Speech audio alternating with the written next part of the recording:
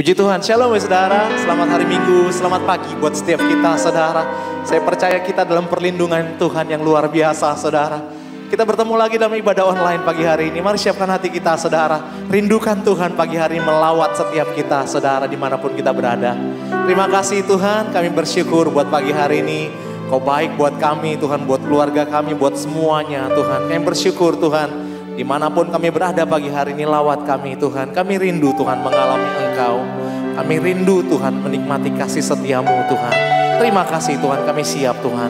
Di dalam nama Tuhan Yesus, haleluya. Mari siapkan hati kita saudara. Terima kasih Tuhan Yesus, Kau baik buat kami. Yesus, Kau sungguh baik. Yesus, namamu indah. Yesus, ku cinta Kau selalu. Ku tinggikan, ku agungkan selamanya. Sama-sama bilang, Yesus, Kau sungguh baik. Yesus, namamu indah. Yesus, ku cinta Kau selalu. Ku tinggikan, ku agungkan selamanya. Kami mau, ku mau memuji-Mu. Ku selalu puji-Mu. Ku mau menyembah-Mu. Ku selalu sembah-Mu.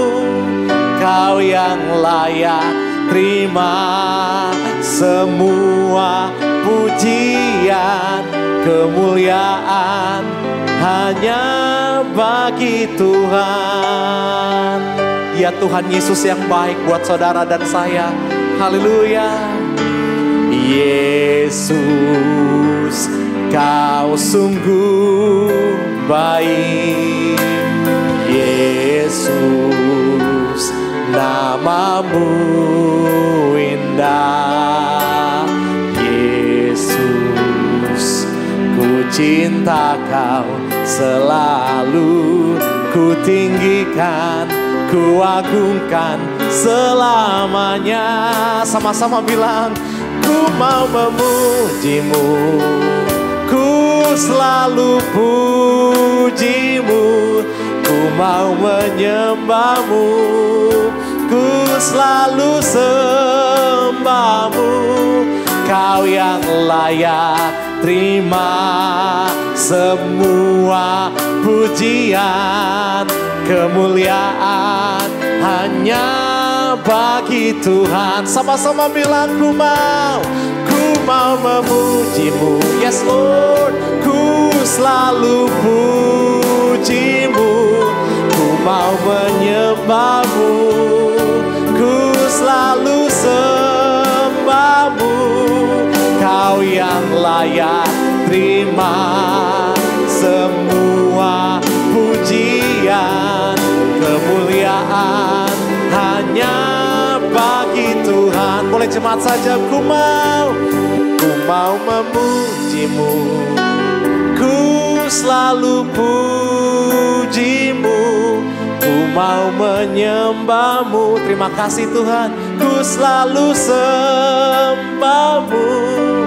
Kau yang layak terima semua pujian, kemuliaan hanya bagi Tuhan. Sambil angkat dua tangan saudara, kami mau memuji-Mu ya Tuhan. Ku mau memuji-Mu. Oh, ku selalu puji-Mu. Ku mau menyembah-Mu.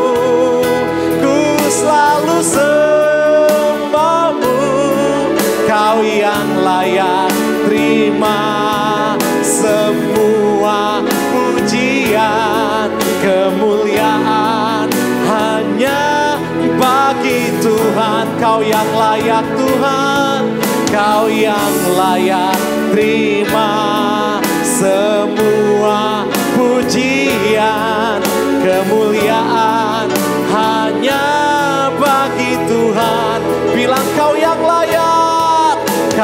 yang layak terima semua pujian, kemuliaan hanya bagi Tuhan. Tepuk tangan buat Tuhan kita. Oh, hanya bagimu ya Tuhan. Segala pujian kami, penyembahan kami naikkan. Oh, mari sembah Dia. Haleluya. Kami sembah Kau ya Allah yang Maha Kudus. Oh, terima kasih ya Tuhan. Kinaya ralaba syana rabashe, oh talabaya rabasyana. Haleluya. Biar pagi hari ini saudara ada perjumpaan kita dengan Tuhan Yesus saudara. Kalau hari-hari ini saudara mungkin hatinya mulai jauh sama Tuhan, mari datang kepada Dia. Tuhan Yesus yang sama 2000 tahun lalu, Dia tetap ada dan tidak pernah berubah buat kita. Oh haleluya. Inayaralabasyanda. Oh Tuhan Yesus lawat kami, Tuhan Yesus sembuhkan hati kami. Oh kami perlu Kau, kami butuh Kau Tuhan. Terima kasih Tuhan. Kami terlalu percaya pertolongan kami datang daripada-Mu ya Tuhan. Setiap kita yang di rumah-rumah dilawat Tuhan pagi hari ini, setiap kita mengalami perjumpaan pagi hari ini di dalam nama Tuhan Yesus. Haleluya. Kami puji Kau, kami sembah Kau, oh Allah yang maha tinggi, Kau Allah yang hidup buat kami. Haleluya.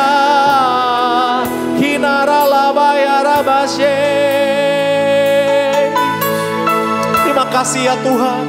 Kami bersyukur kami bisa ada boleh sampai saat ini Tuhan. Terima kasih. Haleluya.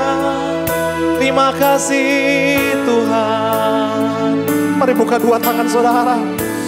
I sing praises to your name, oh Lord, praises to your name, oh Lord, for your name is great and greatly to be praised.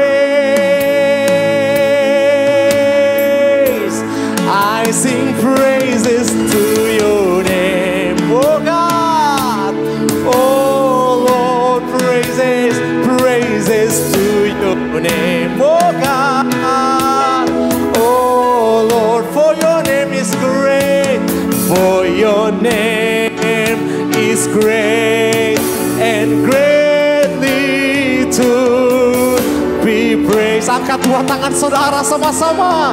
We sing praises. I sing praises to your name, oh Lord, praises to your name, oh Lord, for your name is great and greatly to be praised. We sing praises to your name, oh God. I sing praises to your name, oh Lord, praises to your name, oh Lord, for your name is great, for your name is great and greatly to be praised. For your name is great, oh God. For your name is great and greatly to be praised. Sekali lagi saudara, sama-sama deklarasikan nama Tuhan terbesar. For your name is great and greatly to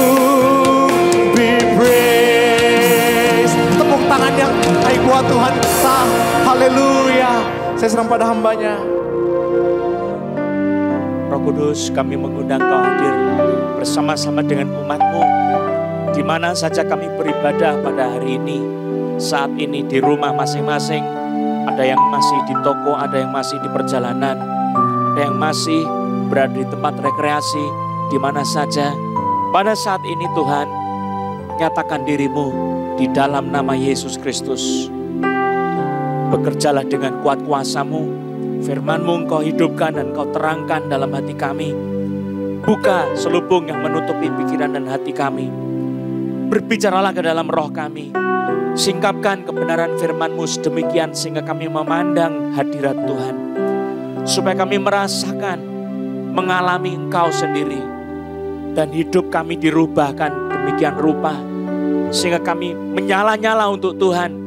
Bekerja bagi nama Yesus Kristus. Dan kami setia sampai akhir hidup kami. Mari Roh Kudus bekerja. Kami mengikat roh-roh di udara, roh di bumi, dan di bawah bumi yang mengganggu pemberitaan firman Tuhan. Mengganggu anak-anak Tuhan dalam mengalami hadirat Tuhan. Mengganggu konsentrasi kami untuk mengenal Allah. Di dalam nama Yesus, kami ikat kau roh-roh jahat pengganggunya. Di dalam darah Yesus, kami hardik kau. Pergi. Nama Yesus membebaskan. Kami semua dibebaskan oleh darah Yesus. Terima kasih Tuhan Yesus. Dan setiap anak-anak Tuhan diberi hati oleh Roh Kudus untuk mencari wajah Tuhan. Beban hati untuk melayani Tuhan sungguh-sungguh di dalam zaman ini. Nyatakan diri-Mu Tuhan di tengah-tengah kami. Demi nama Yesus Kristus. Roh Kudus, kami undang Kau sebagai roh wahyu, roh hikmat, roh kuasa, roh kesembuhan, roh sukacita, roh damai sejahtera, roh kemenangan, roh iman, roh nubuat, roh mujizat, roh kuasa, roh kemuliaan, roh panggilan Tuhan, roh kekudusan, roh kemuliaan di dalam nama Yesus Kristus. Mari bekerja di tengah-tengah kami Roh Kudus di dalam nama Yesus. Ada orang yang sakit kepala, Tuhan lepaskan berkat kesembuhan. Ada orang yang lehernya sakit sampai kau dari belakang sini sampai di depan, kau rasa seperti mau dicekek. Tapi Tuhan lepaskan kau di dalam nama Yesus Kristus. Terima kasih Tuhan Yesus, kau lepaskan anak-anak-Mu.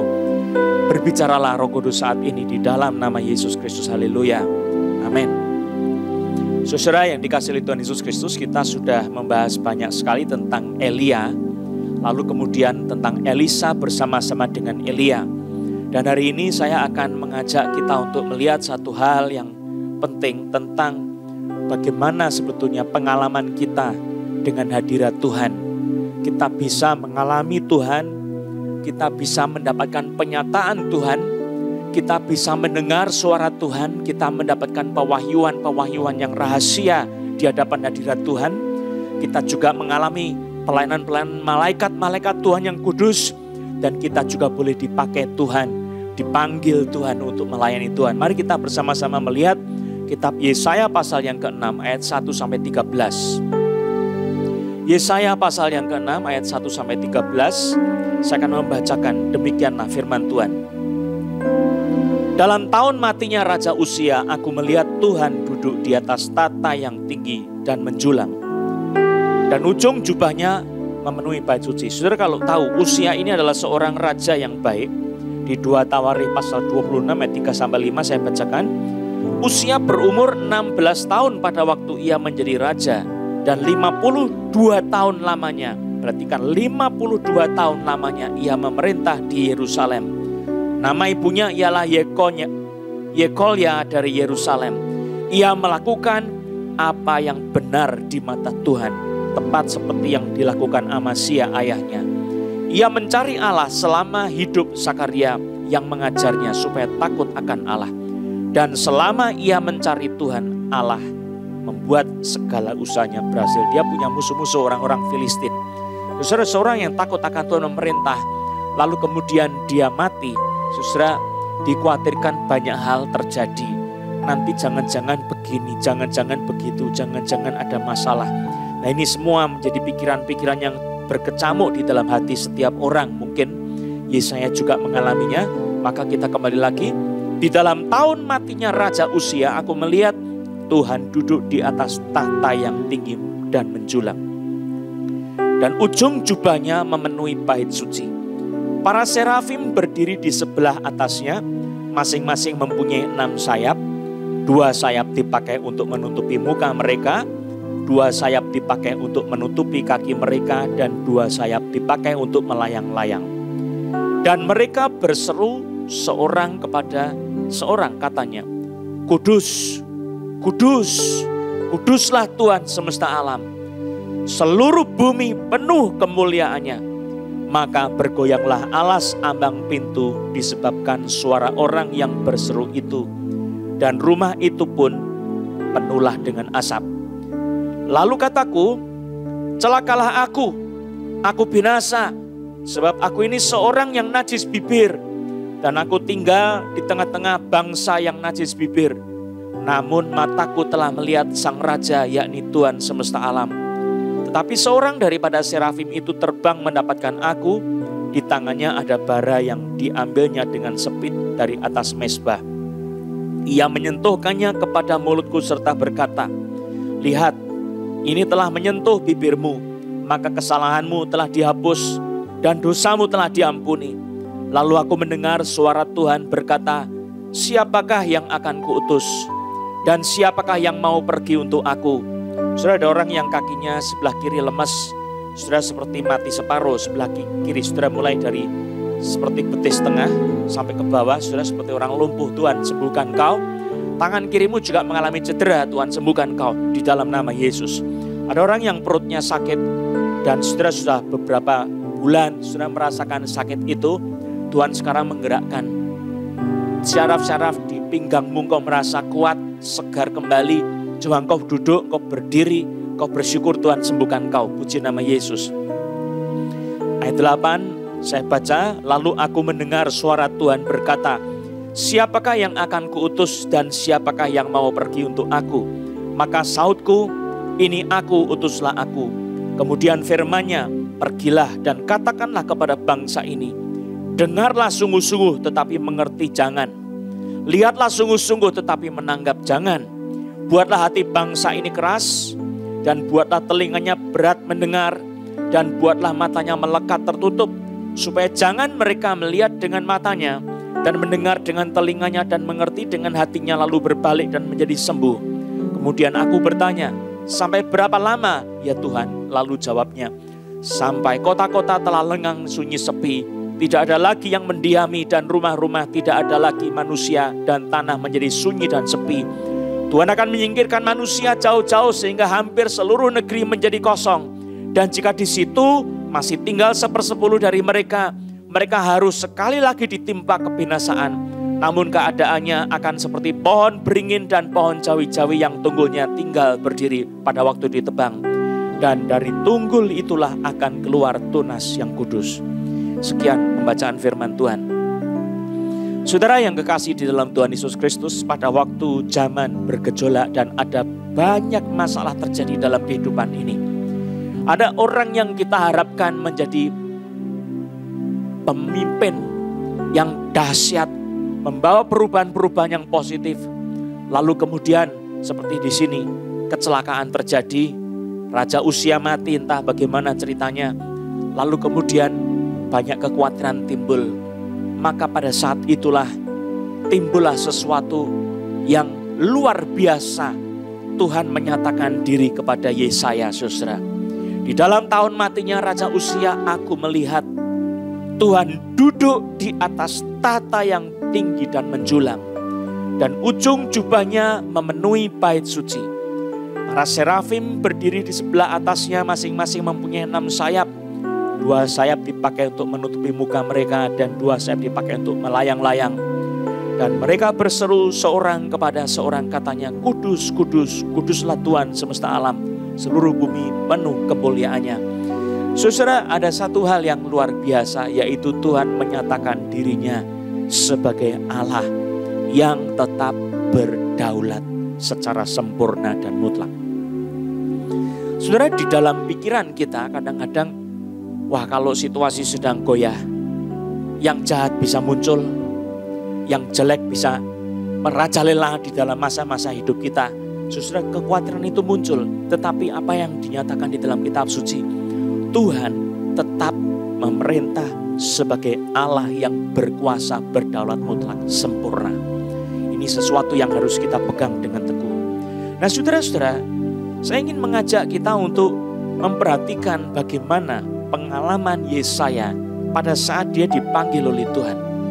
Dia adalah seorang imam dan dia berada di tengah-tengah bangsa Yehuda, saudara. Orang-orang yang ada di wilayah peninggalan daripada Raja Daud memerintah di Yehuda, saudara. Kerajaan sudah terpisah jadi dua, terbelah jadi dua. Yang satu pusatnya di Samaria dan satu lagi di Yehuda, saudara. Ada di Yerusalem, saudara.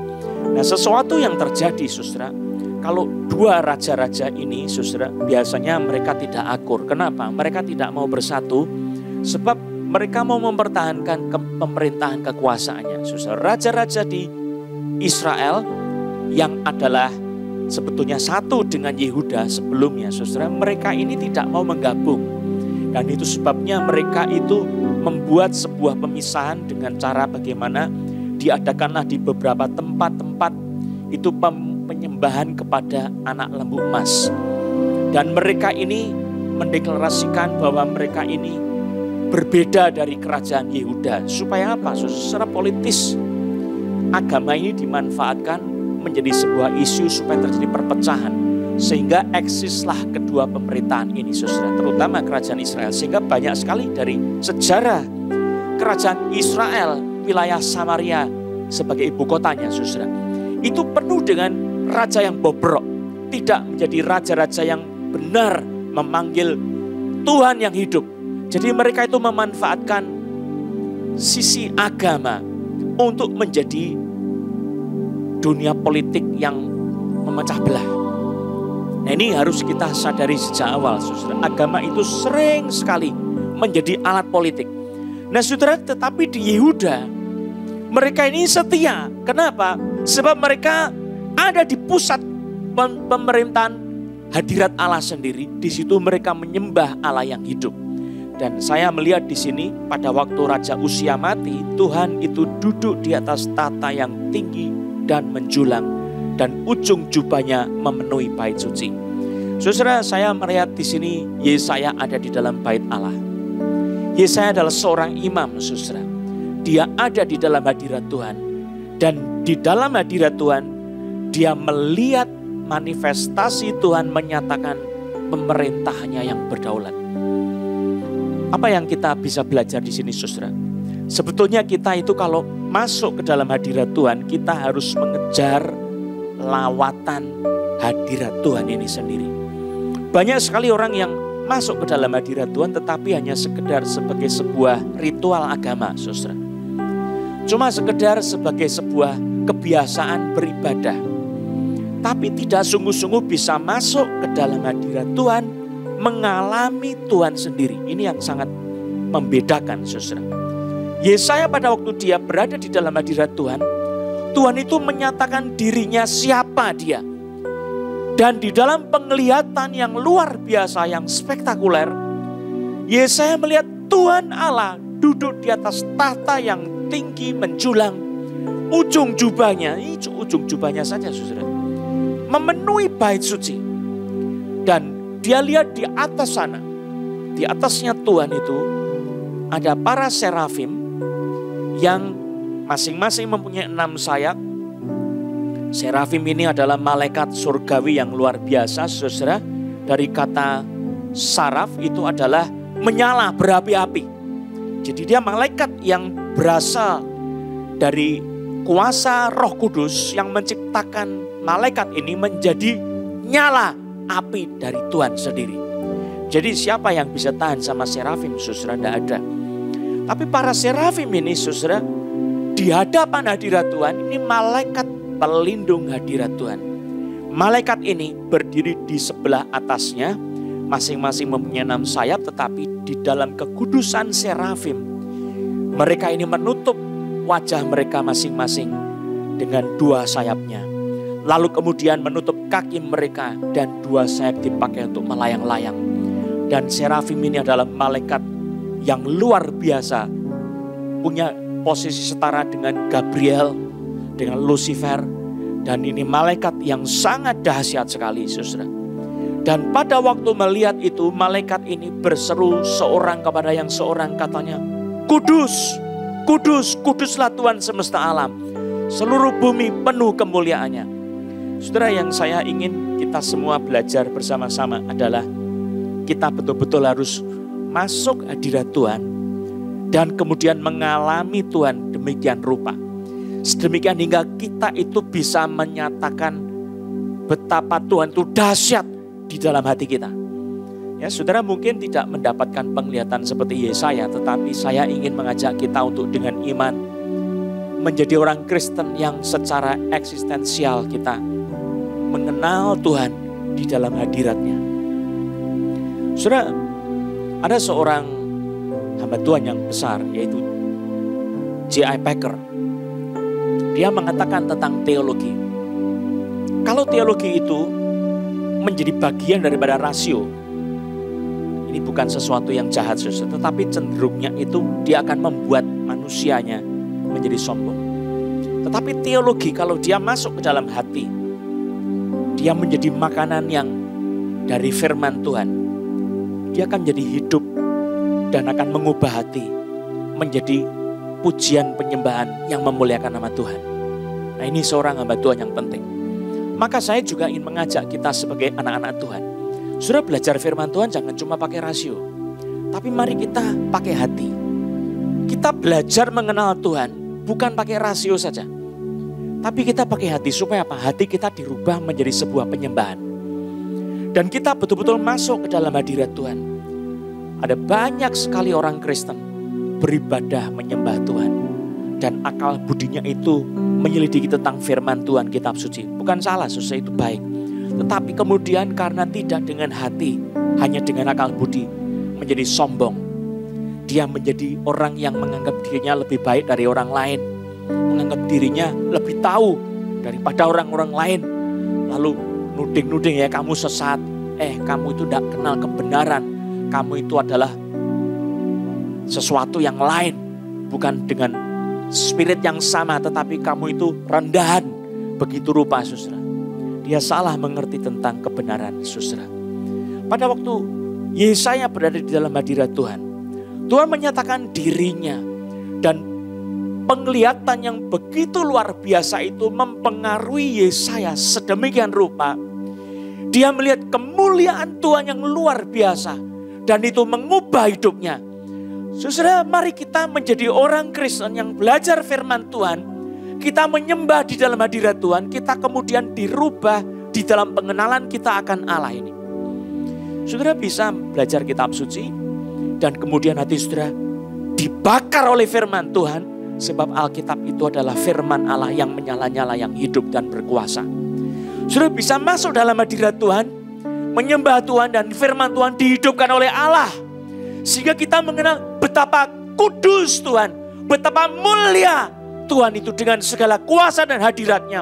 Dialah yang berdaulat mutlak memerintah dari dulu sekarang sampai selama-lamanya. Dan ini menjadi pengetahuan iman. Bukan pengetahuan pikiran, saudara. Tapi pengetahuan iman yang diyakini teguh. Di dalam segala perubahan-perubahan zaman. Mungkin menjadi buruk di mata manusia. Tetapi itu semua bukan kekalahan Tuhan. Tapi itu kekuatan kemuliaan Tuhan. Menyatakan kemuliaannya di tengah-tengah situasi yang berubah ini, saudara. Nah, saya ingin coba kita melihat kembali tentang 1 tahun lebih belakangan ini di mana badai COVID itu melanda seluruh dunia. Di mana Tuhan itu? Kita mungkin bertanya demikian. Wah, ini kekalahan dari Tuhan. Kekalahan daripada orang-orang percaya. Apakah demikian firman Tuhan? Saudara, Alkitab mengajar kepada kita, mari kita lihat kepada kitab suci. Di dalam segala kekacauan yang terjadi, mungkin pergolakan politik terjadi, mungkin pergolakan orang-orang yang beragama, di mana-mana terjadi menyalahgunakan agama. Tapi Tuhan tetap duduk di atas tahtanya yang tinggi menjulang. Dan ujung jubahnya memenuhi bait suci. Di mana dia mau berkata, aku masih bertata dalam kemuliaan yang tinggi. Di dalam kuasa yang tak terbatas, yang absolut. Saudara, Charles Spurgeon sebagai seorang hamba Tuhan, dia sangat berhati-hati dalam berkata-kata. Dan dia menegaskan bahwa pengetahuan iman yang berasal dari kitab suci itu harus kita percaya lebih daripada apa yang kita lihat. Nah, dalam hal ini saudara, kita harus percaya bahwa Tuhan itu dalam rencana yang tak terpahami. Mungkin kita memikir itu sebagai kekalahan daripada hal-hal yang istimewa yang diwahyukan oleh Tuhan. Tetapi kalau kita melihat Tuhan masih tetap sebagai Raja yang Maha Kuasa, bertata memerintah dalam kedaulatan yang mutlak. Ini harus menjadi pengetahuan iman, bukan pengetahuan akal budi, saudara. Pengetahuan iman yang kita pegang teguh. Maka bagaimana kita memahami tentang badai COVID? Mungkin itu adalah satu cara Tuhan mengajak manusia kembali kepada Tuhan.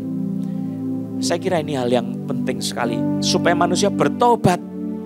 Supaya manusia tidak menyandarkan kepada harta dunia ini. Dan manusia mengenal dirinya sendiri. Ini lebih penting daripada mengenal dunia, saudara. Mengenal dirinya sendiri. Betapa kita ini lemah. Dengan penyakit yang tak teratasi oleh manusia.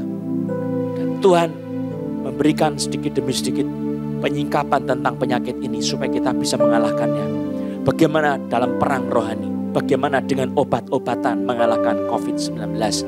Itu semua tidak luput daripada pekerjaan Tuhan yang luar biasa. Saudara-saudara yang dicintai Tuhan Yesus Kristus, pada saat ini apakah engkau masih percaya Tuhan itu berkuasa memerintah dalam hidup kita? Dia masih berkuasa dalam dunia politik. Raja itu bangkit dan turun, pemerintahannya itu diizinkan oleh Tuhan. Kadang-kadang kita berpikir, Tuhan tolonglah tunjukkan kemuliaan-Mu. Saudara, kita berpikir Tuhan sudah kalah, di sini kita gelisah. Saudara, di dalam Tuhan kita tahu Tuhan tidak pernah gelisah.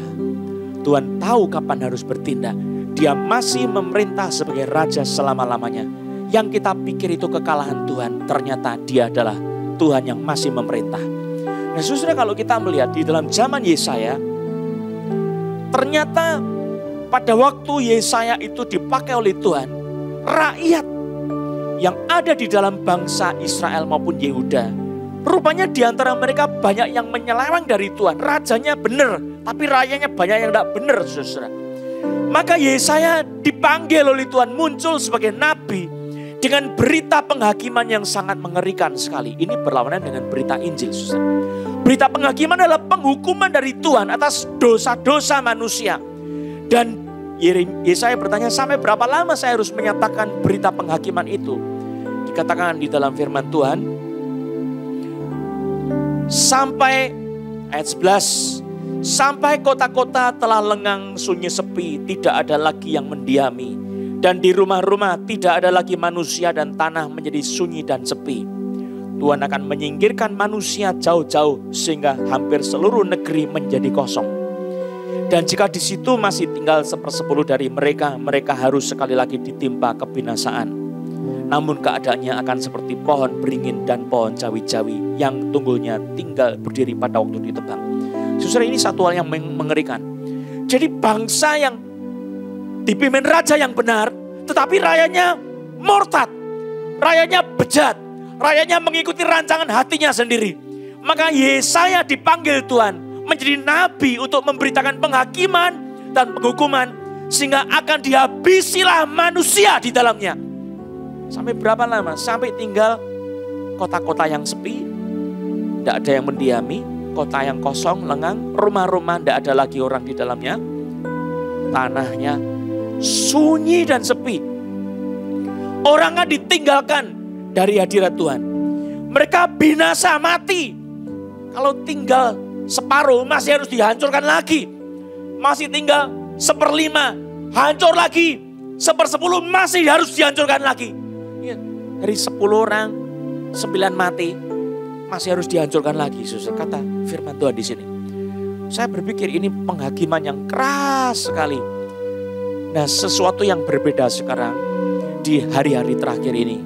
Tuhan mengirimkan hamba-hamba Tuhan bukan menjadi pemberita penghakiman, tetapi menjadi pemberita Injil. Kabar baik beda dengan kabar penghakiman. Saudara, Saya melihat Tuhan itu adalah Allah yang penuh dengan misteri, saudara. Saya tidak memahami bagaimana cara kerja Tuhan, tetapi saya percaya Tuhan masih memerintah pada saat ini. Dan hal yang indah, saudara, kita yang tidak mengerti macam-macam, Tuhan itu mengerti segala sesuatunya sehingga tindakannya itu sempurna, rancangannya sempurna. Supaya apa, saudara? Dikatakan di dalam ayat Alkitab, dan dari tunggul itulah, ayat yang ke-13 bagian terakhir, akan keluar tunas yang kudus. Jadi Tuhan itu menghendaki ada satu sisa kecil saja yang kemudian akan menjadi berkat bagi banyak orang. Yang kudus, dari situ akan muncul Mesias, anak Allah yang tunggal, saudara. Dan Mesias ini akan menjadi juru selamat dunia ini. Nah, ini yang ditunggu-tunggu. Sekarang kita sudah mengenal Yesus sebagai Mesias dan Dia sebagai Tuhan kita, Allah yang menjadi manusia. Di dalam Injil Yohanes pasal 1, pada mulanya adalah firman. Firman itu bersama-sama dengan Allah dan firman itu adalah Allah. Ia pada mulanya bersama-sama dengan Allah. Segala sesuatu dijadikan melalui Dia, tanpa Dia tidak ada sesuatu yang jadi dari segala yang telah dijadikan. Dan dikatakan firman itu yang adalah Allah telah menjadi manusia dan diam di antara kita. Dialah juru selamat Yesus Kristus. Saudara, kita melihat ini sesuatu transisi yang besar sekali. Dari berita-berita penghakiman perjanjian lama. Lalu kemudian tibalah momen perjanjian baru. Yesus datang, berita yang sekarang ini berita sukacita. Kabar baik buat kita semua. Dan saudara-saudara, semua orang yang mengenal kabar baik itu, kita dipanggil untuk memberitakan kabar baik ini. Amin. Yesus sebelum Dia naik ke surga, kita sudah peringati. Yesus itu memberikan perintah yang terakhir. Jadikanlah semua bangsa muridku. Baptislah mereka dalam nama Bapa, Anak, dan Roh Kudus. Dan ajarlah mereka melakukan segala sesuatu yang telah kuperintahkan kepadamu. Dan ketahuilah aku menyertai kamu senantiasa sampai kepada akhir zaman. Saudara, namun kita yang harus mengabarkan Injil ini, kita harus ada di dalam hadirat Tuhan seperti Yesaya. Dan kita harus mengalami hadirat Allah sedemikian rupa sehingga kita bisa mengenal Allah yang kudus. Mengenal Allah yang berdaulat mutlak. Tetap memerintah sebagai Raja yang mulia yang tidak pernah kekurangan kuasa. Dan Dia adalah Raja yang menang selama-lamanya. Saudara, kalau melihat di dalam kitab suci, penyataan diri Allah ini mengubah Yesaya. Dia tidak bisa main-main lagi dengan dosa-dosa yang mungkin dipikir itu sepele. Kalau Yesaya ini seorang yang najis bibir, saudara, di dalam ayat yang ke-6 dijelaskan ada malaikat serafim yang menyentuh bara ke mulutnya dengan bara. Ya, dia mengambil spit walaupun dia malaikat serafim, malaikat dari bara api, tetapi menyala api, dia mengambil spit dari korban di atas hadirat Tuhan, di hadapan hadirat Tuhan itu. Lalu diambil arang itu untuk disempitkan ke mulutnya Nabi Yesaya supaya dia dikuduskan, saudara. Apa artinya, saudara? Ada sesuatu pengalaman yang terjadi dalam diri hamba Tuhan Yesaya ini. Dia dirubah di dalam hadirat Tuhan. Nah, saya ingin mengajak kita untuk memahami pentingnya kita ada di dalam hadirat Tuhan, melayani di akhir zaman ini. Kita harus berada dalam hadirat Tuhan, mengalami Tuhan secara real, yang secara eksistensial mengubah hidup kita dari pengenalan yang hidup akan firman Tuhan ini. Ya, Allah yang berdaulat, yang mulia, yang kudus, dan nanti kita dirubah. Tidak lagi kita jadi hamba Tuhan main-main. Oh, celaka aku binasa. Aku seorang yang najis bibir. Ini adalah satu pengakuan tentang pengenalan diri sendiri yang dibukakan, disingkapkan di dalam hadirat Tuhan. Siapapun kita, anak-anak Tuhan yang mau melayani Tuhan, harus melihat penyingkapan hadirat Tuhan ini. Saudara harus mengenal Tuhan di dalam hadirat Tuhan, tapi kemudian mengenal diri sendiri dengan benar. Yesaya, dia berkata apa? Di dalam ayatnya ini mengatakan, ayat 5, lalu kataku, celakalah aku. Dia celaka, ya. Aku binasa. Sebab aku ini seorang yang najis bibir. Nah, ini 3 hal, celaka, binasa, najis bibir. Mengenal dirinya di hadapan Tuhan yang Maha Kudus, itu semuanya bobroknya diri, celakanya diri, binasanya diri. Saudara, kalau kita belum mengenal diri sendiri yang begitu malang, kita masih sombong. Tapi kalau kita sudah mengenal Tuhan dengan benar, ada sesuatu yang langsung terjadi, yaitu kita akan mengenal diri sendiri dengan benar. Saya ulang lagi sekali lagi. Kalau saudara di dalam hadirat Tuhan bisa mengenal Tuhan dengan benar, serta merta saudara akan mengenal diri sendiri dengan benar. Saya ini orang yang berdosa, saya ini celaka, saya ini binasa. Dan ada satu ayat lagi satu kalimat lagi yang dikatakan, aku ini tinggal di tengah-tengah bangsa yang najis bibir. Artinya dia adalah orang fasik. Kalau kita membaca kitab Mazmur pasal 1 ayat 3 dan ayat 5, itu jelas orang yang diam di tengah-tengah orang fasik, di tengah-tengah pencemooh, itu akan dirubah menjadi sama seperti mereka kalau dia tidak dekat sama firman Tuhan. Dan yang dikatakan di dalam Alkitab, dia mau katakan, saya ini betul-betul orang fasik yang benar. Fasik ya, benar fasik saya ini. Aku celaka, aku binasa, aku najis bibir. Dan dia melihat, saya tidak layak melihat Allah di dalam kemuliaannya. Saudara, sifat ini adalah sifat yang pasti muncul dari seorang yang mengenal Tuhan dengan benar di dalam hadirat Allah. Tidak ada orang yang layak di dalam hadirat Tuhan. Sesuci nabi sekalipun, sekudus nabi seperti apapun, dia seperti kain kotor di hadapan Tuhan. Dia najis di dalam hadirat Tuhan. Maka Yesaya adalah seorang nabi yang memberitakan tentang kekudusan Tuhan yang luar biasa, kemuliaan Tuhan yang dahsyat, dan pemerintahan Allah yang berdaulat. Itu adalah seorang nabi, karena pengenalan akan Allah itu mempengaruhi pikiran imannya, mempengaruhi hati imannya, mempengaruhi perasaan imannya, mempengaruhi kesadaran imannya. Sehingga dia melihat, saya ini orang yang berdosa, aku celaka, aku binasa, aku tidak layak memandang hadirat Tuhan. Dikatakan, namun mataku telah melihat Sang Raja, yaitu Tuhan semesta alam. Saudara, pada saat pengakuan ini tentang keberdosaan dirinya ini, ada pengampunan terjadi. Malaikat Tuhan melayani nabinya Yesaya. Ada sesuatu di dalam hadirat Tuhan. Saudara, kalau masuk hadirat Tuhan ada pelayanan malaikat.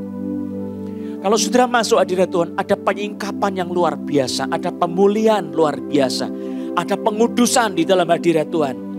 Dan saudara, yang saya mau garis bawahi yang terakhir saudara, adalah ada panggilan Tuhan untuk melayani raja di atas segala raja. Ada suara Tuhan yang berkata, dan Yesaya mendengarnya, siapakah yang akan kuutus, ayat 8, dan siapakah yang mau pergi untuk aku. Sudah sampai hari ini Tuhan masih memanggil hamba-hambanya. Di tengah-tengah zaman yang menjadi makin lama makin rusak, kasih orang makin lama makin bertambah dingin, kebenaran firman Tuhan menjadi sebuah cerita di antara banyak cerita, narasi di antara banyak narasi. Sepertinya mini-mini narasi itu ada di mana-mana, tetapi meta narasi yang besar itu firman Allah dianggap salah satu dari mini narasi. Saudara, kita tidak mengerti betapa bobroknya manusia dan fatalnya manusia seperti ini. Tetapi saudara, kebenaran adalah kebenaran selama-lamanya. Allah yang kekal tetap sama dan tidak berubah. Penghakiman akan terjadi bagi dunia yang tidak mau percaya kepada Tuhan Yesus. Saudara, Alkitab memberitahukan kepada kita bahwa manusia sejak dulu sampai sekarang adalah sebagai manusia yang berdosa, yang akan binasa tanpa Tuhan Yesus. Mereka tanpa Roh Kudus menculikkan mata hatinya akan menjadi manusia yang sombong, manusia yang mengangkuhkan dirinya, menyombongkan diri di hadapan Tuhan dan merasa diri benar. Tetapi kalau Tuhan menyatakan kemuliaannya, kekudusannya, dia dalam hadirat yang mencelikkan mata hatinya, manusia akan tahu betapa dia orang berdosa saja, yang celaka, yang binasa. Sebab seorang nabi pun dia akan dicelikkan tentang hal ini, saudara. Dan dia berkata, celakalah aku binasa. Aku orang yang najis bibir. Tetapi aku telah melihat Tuhan, Raja semesta alam. Walaupun aku ini orang najis, tetapi Tuhan membuat saya melihat, oh aku tidak layak. Saudara, kita yang menganggap diri tidak layak, Tuhan memanggil kita. Saya ingin saudara mendengarkan suara Tuhan ini. Sampai hari ini Tuhan masih memanggil kita. Siapakah yang akan kuutus? Siapakah yang mau pergi untuk aku? Ada banyak orang yang tidak pernah mau membuka telinga hatinya untuk mendengar firman Tuhan ini. Biar Tuhan utus orang lain saja. Saudara, kalau Tuhan melihat saudara seperti itu, saudara akan dilewati. Dan Tuhan akan memilih orang lain. Tetapi saudara kehilangan kemuliaan. Yang rugi adalah kita sendiri, bukan Tuhan. Kita yang rugi karena kita menolak panggilan Tuhan. Saudara, Tuhan bisa memakai siapa saja. Orang yang bodoh, orang yang tidak berpendidikan, orang yang terbelakang, Tuhan bisa pakai. Bahkan keledai pun bisa dipakai oleh Tuhan. Tetapi kalau kita dipakai oleh Tuhan, itu suatu kemuliaan yang besar. Yesaya waktu dia mendengar kata-kata Tuhan ini, siapakah yang akan kuutus dan siapakah yang mau pergi untuk aku? Maka sautku, ini aku, utuslah aku. Dia sujud di hadapan Tuhan, ini aku, utuslah aku. Berserah kepada Tuhan. Tuhan, panggillah saya, pakailah saya. Jangan saya menyia-nyiakan hidup saya dalam dunia ini. Saudara, kita cuma punya hidup satu kali. Setelah itu kita akan mati. Tetapi yang satu hidup ini, saudara mau dapat kemuliaan Tuhan atau saudara mau membuang kemuliaan Tuhan, itu hak saudara. Namun Tuhan menawarkan, beritanya masih sama. Siapakah yang akan kuutus dan siapakah yang mau pergi untuk aku? Saudara mau enggak pergi untuk Tuhan? Saudara bersedia enggak diutus oleh Tuhan? Saudara, Yesus memanggil murid-muridnya dan berkata, mari ikutlah aku dan kamu akan kujadikan penjala manusia. Yesus berkata, kamu akan kujadikan penjala manusia. Goalnya Tuhan itu apa? Menjadikan kita penjala manusia. Dan kalau namanya goal itu ada termin waktunya, saudara. Tidak bisa kita dilatih terus sampai mati, tidak bisa. Kita mesti ada waktunya diutus menjadi penjala manusia. Saya mau tanya, kapan sudah diutus dan sudah pergi atau belum? Kapan sudah bersedia untuk pergi bagi Tuhan kita? Menjadi pemberita Injil, menjadi penjala manusia. Mungkin saudara tidak bisa berkhotbah, tapi saudara bisa bersaksi bagaimana pengalaman saudara diselamatkan oleh Tuhan. Cerita bagaimana saudara dirubah oleh Tuhan. Sharingkan kepada orang lain. Ceritakan bagaimana Tuhan menyembuhkan saudara dari sakit penyakit. Saudara bisa cerita bahwa Tuhan mengasihi diri saya ini yang berdosa, yang tidak layak. Dan kita ajak orang lain bisa mengalami kuasa Tuhan. Saudara, kegentaran akan hadirat Tuhan itu kita harus mengalami di dalam hadirat Tuhan. Saudara mesti mengalami kuasa Tuhan yang penuh kemuliaan. Kita mesti mengalami dan betul-betul menyadari Tuhan itu kudus. Dunia boleh jungkir balik, memutar balikkan kebenaran, tetapi firman Allah tetap selama-lamanya. Tuhan Allah akan menghakimi dunia ini, tetapi setiap orang yang bertobat dan percaya kepada Injil Yesus Kristus akan diselamatkan. Sudah dipanggil untuk menjadi pemberita Injil, bukan menjadi pemberita penghakiman, saudara. Tidak sekarang zamannya ini kita menghakimi dunia, bukan. Sebab Tuhan mengutus Yesus anak yang tunggal, bukan untuk menghakimi dunia, tetapi untuk menyelamatkannya oleh Yesus Kristus. Dan supaya kita boleh dipakai menjadi alat kebenaran juga. Maka pada hari ini, saat saudara mendengar suara Tuhan, jangan keraskan hatimu. Berkatalah kepada Tuhan, ini aku Tuhan, utuslah aku menjadi pelayanmu. Saya mau mengabarkan Injil. Kemana engkau suruh aku pergi, aku akan pergi. Di kota yang besar aku akan pergi. Ke desa-desa yang kecil aku pergi. Ke tempat yang terbelakang pun aku akan pergi. Sebab Tuhan memandang berharga setiap jiwa. Sudah tahu setiap jiwa tidak ada yang dianggap tidak berharga di mata Tuhan. Setiap jiwa, bahkan satu orang Gerasa, itu 5.000 babi ditawar sama iblis. Kami mau masuk ke situ, kami mau pergi dari orang ini, kami masuk ke babi-babi. Bagaimana? Tuhan bilang pergi sana. satu jiwa itu betapa berharga di mata Tuhan. Bahkan Alkitab berkata, apa gunanya seorang memperoleh seluruh dunia tetapi kehilangan nyawanya. Saudara, satu nyawa lebih daripada seluruh dunia ini. Bahkan 5 dunia pun, 10 dunia pun tidak ada yang bisa menyainginya. Setiap pribadi sangat berharga. Maka saudara, selamatkanlah jiwa untuk kemuliaan Tuhan. Sudah dipanggil sebagai saksi Tuhan. Siapakah yang akan kuutus? Siapakah yang mau pergi untuk aku? Mari kita jawab di hadapan Tuhan masing-masing. Kita mesti mengalami hadirat Tuhan ini. Mengalami, merasakan hadirat Tuhan. Mengalami Roh Kudus. Mengenal kemuliaannya, kedaulatannya yang mutlak dan kekudusannya. Sehingga kita dirubah dan kita menjadi pelayan Tuhan yang setia seumur hidup. Kiranya Tuhan memberkati firman-Nya. Mari nyanyikan bersama-sama. Tuhan, ini tugas kami. Berikan pada kami hati yang mengasihi, jiwa-jiwa yang belum mengenal kasih Bapa. Mereka yang tersesat, mereka yang tersesat, hati kami iba seperti hatimu Yesus. Tuhan, ini tugas kami. Beri keberanian bagi kami. Taruhlah roh yang rela melayani dan menyenangkan hati Tuhan, itu yang kuingini. Kita nyanyikan lebih perlahan lagi dengan iman. Berikan pada kami hati yang mengasihi, dengan berdiri, jiwa-jiwa yang belum mengenal kasih Bapa.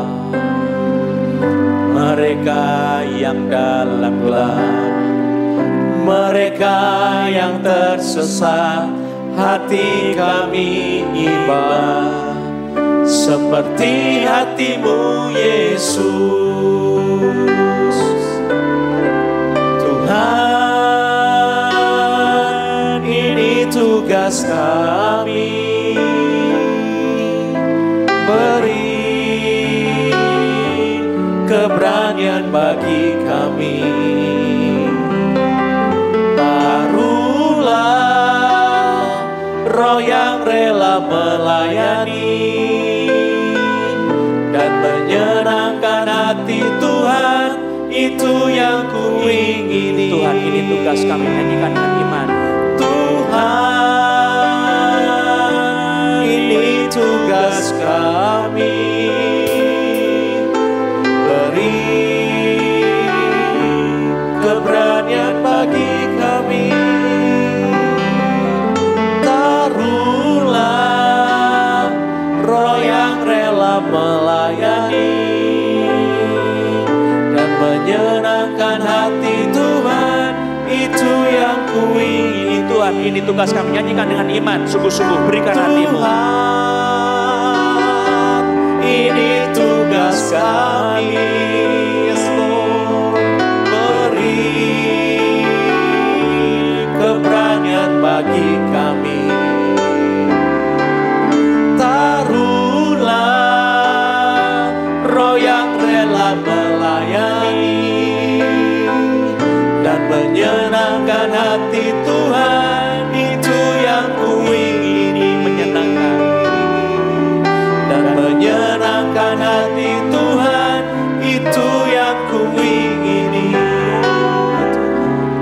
Dan menyenangkan hati Tuhan, itu yang kuingini. Musik terus menyanyikan. Saudara, apakah engkau tidak digerakkan hatinya oleh Roh Kudus? Apakah saudara masih mengeraskan hati untuk panggilan Injil? Engkau bukan dipanggil sehebat Nabi Yesaya untuk memberitakan penghakiman, karena engkau akan memiliki banyak musuh, lebih banyak musuhnya. Engkau kan dipanggil untuk memberitakan kabar baik. Tapi kenapa engkau masih belum berani memberitakan kabar baik? Engkau masih malu bersaksi tentang Yesus, padahal Yesus sudah mati untukmu. Yesus sudah berkorban di atas kayu salib. Darahnya dicurahkan, dia mati untuk saudara. Dan dia memberikan kesembuhan kepada saudara dari segala sakit penyakit. Saat ini Tuhan masih memanggil kita masing-masing. Dikatakan Alkitab, siapakah yang akan kuutus dan siapakah yang mau pergi untuk aku? Apakah saudara mau menjawab panggilan Injil ini? Beritakanlah Injil. Jangan lagi berkata, Tuhan utuslah orang lain yang pandai bicara. Engkau akan dimampukan bicara. Dia menciptakan lidah. Jangan bilang saya masih muda. Kepada siapa Tuhan mengutus, engkau harus pergi. Engkau yang dipanggil Tuhan, berikan hatimu kepada Tuhan. Persembahkan hatimu kepada Tuhan. Roh Kudus bekerja dalam hati setiap kita. Yang dipanggil Tuhan, engkau digerakkan hatimu untuk Tuhan. Ada peperangan rohani dalam hatimu, tetapi engkau biarlah dijamah, dimenangkan untuk kemuliaan nama Tuhan Yesus. Haleluya. Berkata kepada Tuhan, saya persembahkan hatiku kepadamu seperti Yesaya. Ini aku, utuslah aku. Demi nama Yesus, pakailah aku untuk mengabari Injil sampai kau datang kembali dalam nama Yesus Kristus. Roh Kudus, mari bawa setiap anak Tuhan yang menyerahkan hatinya untuk dipakai sebagai alat Injil, menjadi pelayan Injil. Engkau singkapkan hati mereka untuk mengenal kuasa kedaulatanmu, kemuliaanmu dan kekudusanmu dalam nama Yesus. Singkapkan di dalam nama Yesus roh yang dijamah oleh Roh Kudus saat ini demi nama Yesus. Roh Kudus sedang menjamah hati saudara. Kau merasakan bobot kemuliaan itu turun di dalam hidupmu saat ini demi nama Yesus. Roh Kudus sedang menjamah, mengalir dalam hatimu, di pikiranmu, membentuk imanmu sedemikian rupa sehingga kau percaya akan kuasa Tuhan. Mujizatnya sedang terjadi pada saat ini, menopang saudara di dalam kuasa nama Roh Kudus, nama Yesus, nama Bapa, demi nama Yesus. Sekarang terimalah urapan itu di dalam nama Yesus. Buka hatimu dengan ucapan syukur. Roh Kudus sedang menjamah saudara masing-masing. Aliran Roh Kudus dikerjakan di dalam dirimu. Lebih lagi Roh Kudus, lebih lagi. Jamah setiap hati yang hatinya merendahkan diri di hadapan Tuhan. Mereka menyadari keberdosaannya, kecelakaannya, kebinasaannya dalam nama Yesus. Terima kasih Tuhan. Urapanmu bekerja demi nama Yesus. Sekarang saya mau berdoa untuk teman-teman yang sakit. Demi nama Yesus Kristus, tumpangkan tanganmu di tempat yang sakit di dalam nama Yesus. Roh Kudus menyembuhkan. Kalau ada orang yang pergelangan tangan sini sakit, Tuhan sembuhkan. Ada yang sakit buang-buang air besar, Tuhan sembuhkan kau saat ini demi nama Yesus. Ada yang tenggorokannya sakit, engkau seperti ditekan di tenggorokan di sini. Demi nama Yesus kau disembuhkan oleh kuasa Roh Kudus di dalam nama Yesus. Aku hardik engkau iblis yang membuat sakit penyakit. Engkau sudah dikalahkan dan dihancurkan oleh darah Yesus. Pergi dalam nama Yesus. Oleh bilur-bilur Tuhan Yesus. Sekarang kau terima kesembuhannya dalam nama Yesus. Sebab Yesus sudah menanggung penyakitmu. Terima kesembuhan itu di dalam nama Yesus.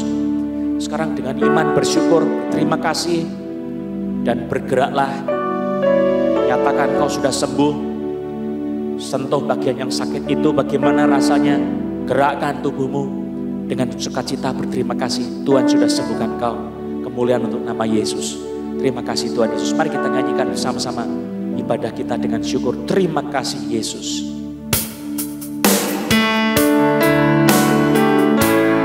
Terima kasih Yesus. Terima kasih Yesus. Puji syukur hanya bagimu, ya Allahku, ya Tuhanku.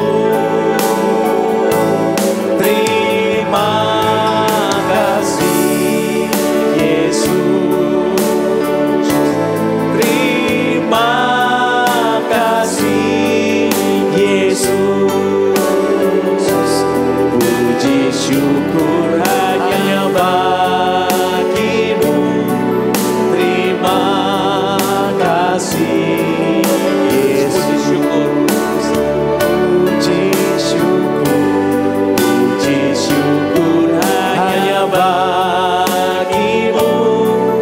Terima kasih Yesus, puji syukur hanya bagi Yesus. Puji syukur hanya bagimu. Terima kasih Yesus. Mari arahkan hatimu kepada Tuhan, terimalah berkat Tuhan. Kiranya sejahtera dari Allah Bapa kita, pertolongan dari Tuhan Yesus serta persekutuan Roh Kudus menyertai kehidupanmu, memberkati rumah tanggamu, memberi kau kesehatan, memberkati anak-anakmu, orang tuamu, masa depanmu. Hari ini sampai Maranatha dan engkau menjadi saksi Kristus sampai Tuhan datang kembali. Amin. Kita nyanyikan bersama-sama bagi Dia. Bagi Dia segala pujian, hormat serta syukur kekal selamanya. Bagi Dia segala pujian, hormat serta syukur selama-lamanya. Selama-lamanya. Selama-lamanya.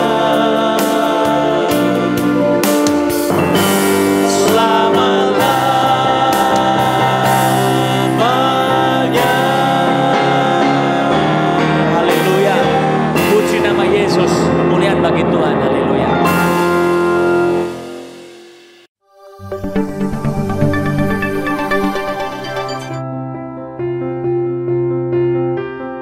Halo, Shalom Jemaat yang dikasihi Tuhan. Sebuah sukacita kami dapat menyambut saudara yang baru pertama kali hadir dalam ibadah online Cross Harvest Church. Berikut adalah informasi terupdate seputar gereja. Bagi saudara yang ingin didoakan secara khusus untuk kesembuhan dan pergumulan lainnya, saudara dapat menghubungi call center di 08 111 470 600 dan tergabung dalam Mujizat Yesus untuk Dia.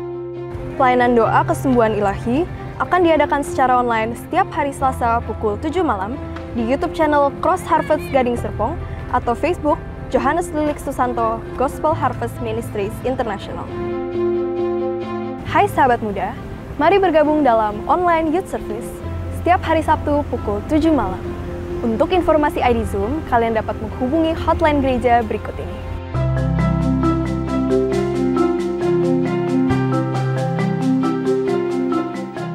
Siapkan hati kita untuk menyambut Sunday Celebration.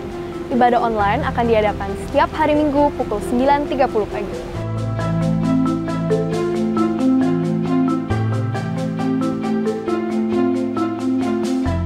Children Ministry diadakan setiap hari Minggu pukul 11 siang via Zoom.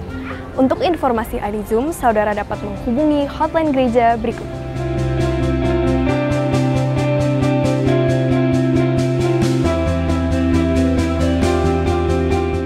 Bersyukur untuk setiap berkat dan penyertaan Tuhan. Bagi saudara yang ingin memberikan persembahan, persepuluhan, ucapan syukur, atau untuk pelayanan misi, saudara bisa transfer ke rekening gereja di bawah ini.